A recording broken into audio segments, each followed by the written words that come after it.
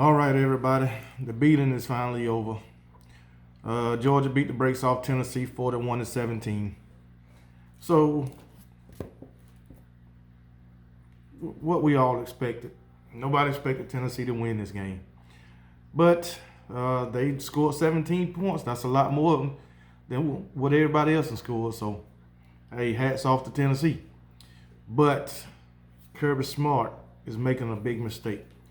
I don't know why Kirby Smart is keeping his first team defense in there the whole game. You have the game in hand. You ahead 41-10 with 6 minutes left in the game, and you still got your whole first team defense in the game.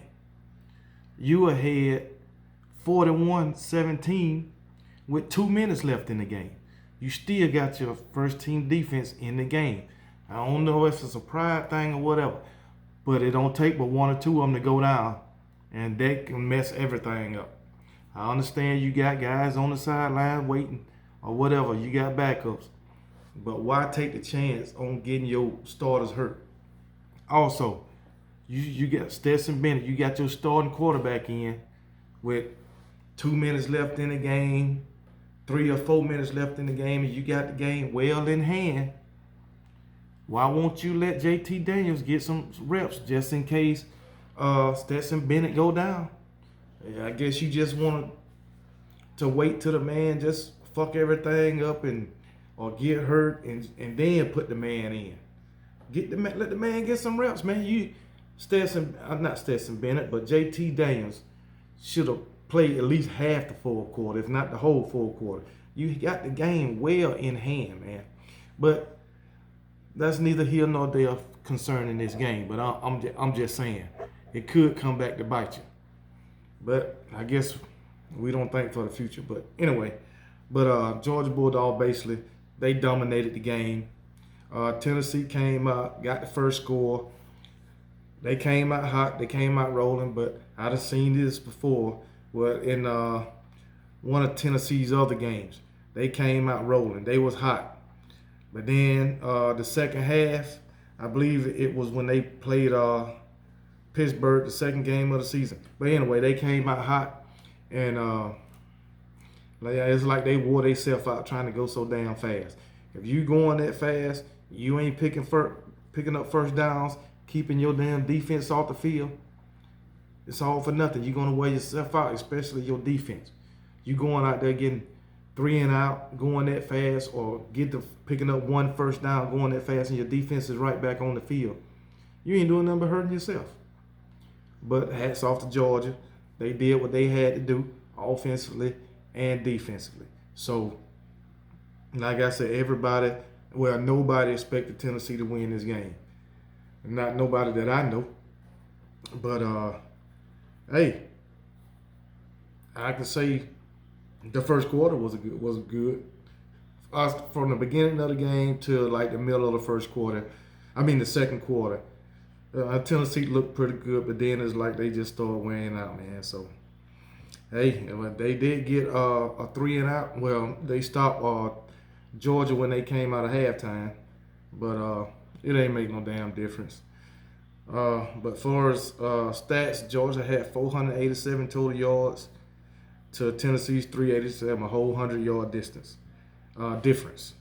Georgia passed for 213, Tennessee for 332. Hendon Hooker, he didn't play that bad, but he missed a couple of throws throwing high. Georgia ran up and down the field on him. They rushed for 274 yards. Tennessee only had 55, so Georgia was averaging 7 yards per play, so it's hard to stop that. But all in all, Georgia did what we expected them to do. Tennessee's run defense is straight garbage. It's been that way the whole season, and Georgia used it to their advantage. So, but Stetson Bennett, he threw for a touchdown. So, hey, it won all the running game. So, and James Cook, he ran for 104 yards on 10 carries. That's over 10 yards a carry. So, damn.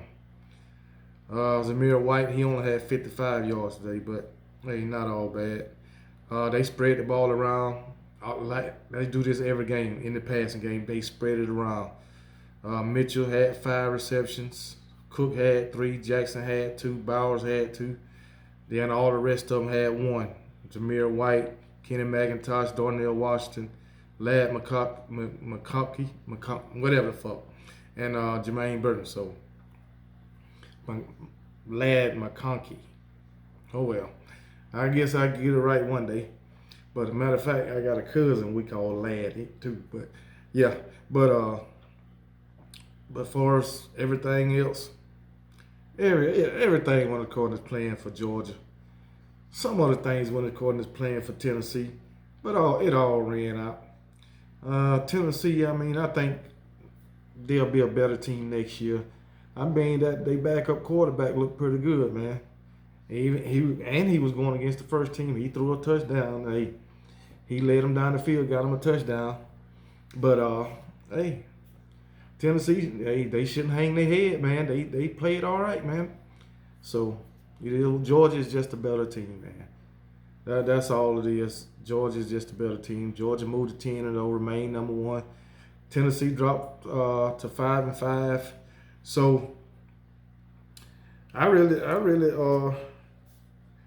don't have nothing bad to say about neither one of them, Georgia or Tennessee.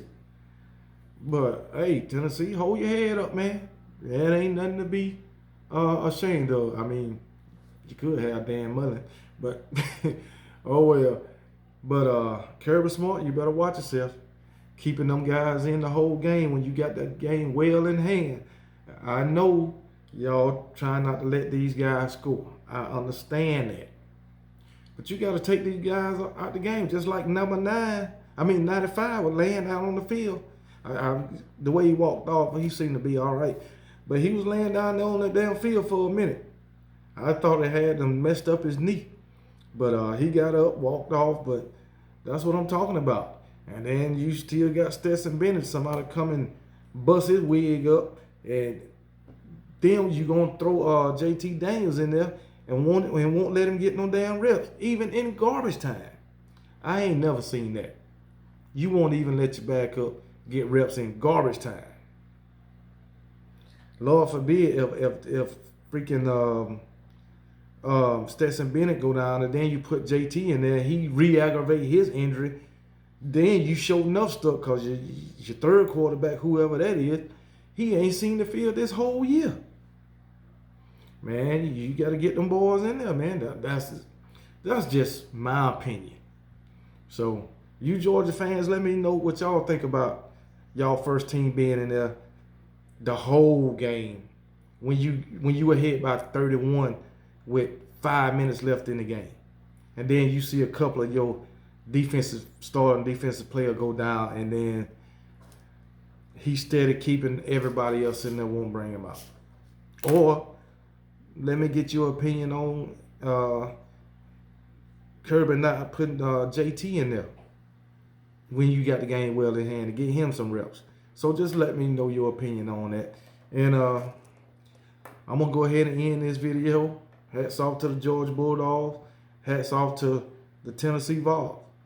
So I'm going to just end with that and roll tide.